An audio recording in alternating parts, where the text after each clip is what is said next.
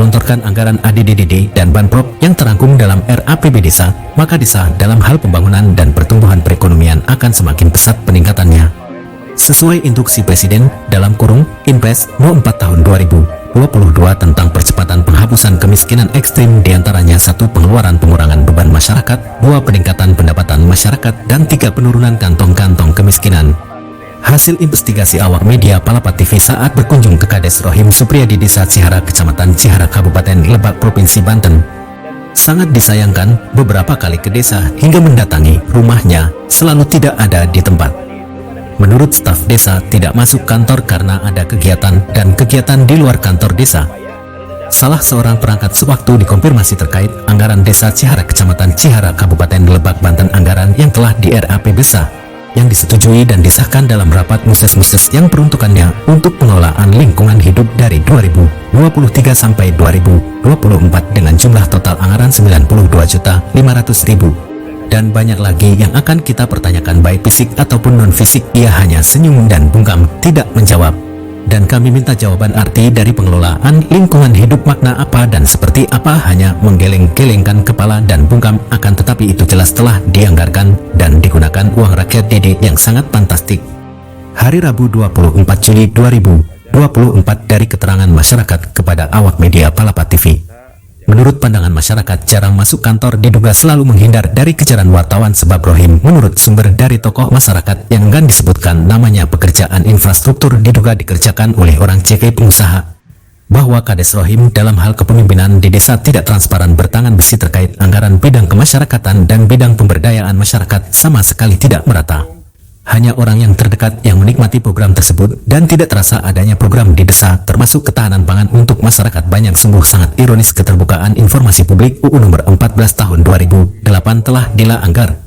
Di tempat lain kami selaku awak media minta pandangan terhadap Kongres Advokat Indonesia KAI yang bernama W. Gunawan SH yang menjabat kepala tim investigasi. Ia berstatement dengan lantang berbicara, "Saya sangat geram apabila ada kepala desa yang memanfaatkan jabatan politiknya hanya untuk memperkaya diri sendiri dengan tidak adanya transparansi publik dan dengan semena-mena dalam hal pekerjaan fisik semi diborongkan dan anggaran pembinaan pemberdayaan secara tidak langsung ditutup-tutupi. Kami meyakini Desa Cihara banyak anggaran yang diduga digelapkan atau di markup, maka dari itu kami atas nama KAI akan melaporkan kepada aparat penegak hukum, ke Polres, Polda, Kejaksaan, Kejati, bila perlu ke KPK. Supaya Kades Rohim dipanggil diperiksa sebab telah bertentangan dengan pasal UU nomor 31 tahun 1999 tentang pemberantasan tindak pidana korupsi dan diubah UU nomor 20 tahun 2021, UU nomor 1 tahun 2022 hukum pidana KUHP pasal 603 bahwa setiap orang yang melawan hukum perbuatan memperkaya diri sendiri dan merugikan keuangan negara, maka diancam pidana penjara seumur hidup atau paling singkat 20 tahun penjara dan denda diatur oleh pasal 79 KUHP dengan kategori 6 sebesar 2 miliar rupiah. Dari Desa Cihara, Kecamatan Cihara, Kabupaten Lebak, Provinsi Banten, kameraman Gunawan dan reporter nasional Palapa TV Adani melaporkan. Dalam 7% di luar seperti itu. Saya juga sangat memahami. Gitu. Cuma kan kemarin waktu saya datang ke sini, Pak Sarik ya lagi ada di Rangkas kalau nggak salah. Nah, satu itu. Yang kedua, ini ada yang perlu dipertanyakan mengenai tentang program BLTDD pada tahun 2023 dan tahun 2024. Itu sampai sejauh mana pengelolaan di Desa Cihara, Kecamatan Cihara? Tahu nggak Pak Gaur? Oh, jadi Bapak tidak tahu ya. Kalau pagu anggaran per tahun di sini 2023 tahu nggak pagu anggaran di sini berapa? Semuanya global. Oh iya, kalau Pak Gaur namanya siapa? Pak Suwandi ya. Kalau tahun 2024 berapa? Nggak tahu. Emang di sini tidak terpampang. Kalau Dede berapa? Ya. Kalau Dede berapa Dede? Ya sekitar apa ya? Enggak, maksud dan tujuan kami kan bukan mau mesti kesalahan, kayaknya bukan bagaimana yang kerjakan informasi biar informasi itu berimbang gitu Pak. Maksud tujuan saya kan gitu, karena saya kan orang Kabupaten Lebak, ciptakan Kabupaten Lebak yang kondusif seperti itu. Nah kalau Bapak tidak tahu, Oh, berarti di sini tidak transparan mungkin seperti itu Pak ya. Kalau jumlah KPM berapa KPM di sini Pak semuanya? Oh gitu. 300 tulis orang. 300 lebih. KPM ini Pak BLT Pak. Bantuan langsung tunai. Ini desa Cihara kan ya, kecamatan Cihara. Kabupaten lupa.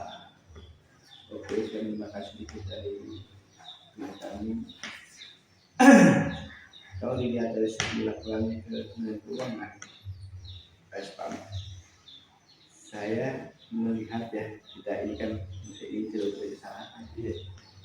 Yang satu yang kalau seperti itu adalah orang yang memberikan laporan untuk di tahun 2023. Saya juga ini adalah sebuah yang saya tidak mengerti. Mudah-mudahan dengan publikasi ini menjadikan sebuah bisa jadi mengerti, menjadi ilmu buat kami, buat semua, khususnya buat saya pribadi Pak. Di sini ada pengelolaan desa, hidup desa Pak ya, lingkungan hidup desa Pak ya. Terselenggara program penghijauan desa Honorarium dan terselenggaranya penghijauan desa pengadaan bibit. Apakah di sini daerah Kalunganya atau di mana? Di sini. Kalau di desa keseluruhan. Kalau saya lihat ini Apa ya? Karena tugas kepala desa itu 30% di dalam, 70% di luar. Jadi saya juga sangat paham. Itu Pak Sekdesnya, Pak Cariknya dihubungi agak susah Pak ya. Pak barusan juga habis dari kantor desa Cuma harus Pak Sekmat aja. Cihara gitu. Tadi ke desa mana itu? Cihara Pak. Cihara. Ada orang. Kalau stafnya ada Pak. Cuma yang disayangkannya Pak Sekdesnya, Pak Cariknya nggak ada, operatornya juga pun nggak ada. Gitu ya. Lagi dinas luar. Ya, memang saya Pak bukan satu kali, sering kali Pak Dinas ke sini. luar. Gitu. Nah gini Pak, Bapak kan di sini selaku apa Pak? Kasih pelayanan umum Pak. Kasih pelayanan umum. Tupoksinya melayani Pak. Jadi jarang ke dinas luar gitu. Jadi kalau mengenai masalah tentang program desa mungkin Bapak kurang begitu Pak tahu gitu Pak ya. Iya. Kurang begitu Kalau tahu. yang tahu mapan Bapak itu naros tadi itu kasih pom, pasti nyambung kan dengan kasih ekbang Pak. Oh. Pasti program desa masa lalu orang Ya. tadi selalu jabatan kasih ekbang kasih pem. Oh. dilibatkan untuk pengawasan juga Pak. Apa? Dilibatkan untuk pengawasan. Kalau kasih PEM dari kecamatan itu dilibatkan untuk pengawasannya Pak ke desa. Kasih pemerintahan. Iya. Iya jelas. Iya. Kayaknya pasti lebih tahu mungkin ya. Iya, kasih pemerintahan. Kalau menanyakan sama Bapak mungkin kurang begitu tahu. Nah, kurang detail Pak. Kurang detail ya. Kalau tahu masih tahu, cuma kurang ini enggak 100% tahu ya. Iya, tidak 100% tahu saya Ya. makan saya mah. Nah gini Pak, barusan sempat wawancara sama staf desa. Yang namanya program kan di situ jelas Pak ya, sudah dituangkan di dalam papan informasi. Nah sementara di situ tidak ada Pak. Tidak ada. RAPBDesa juga tidak ada.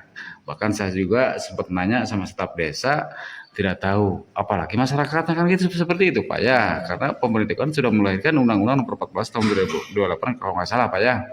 Di situ kan harus ada ketersediaan publik kan seperti itu. Nah, barusan sempat konfirmasi sama staf desa gitu Pak. Gitu. Nah, jadi ya itu bilangnya tidak tahu gitu Pak. Bapak dengan Pak siapa Pak? Ini nggak mau.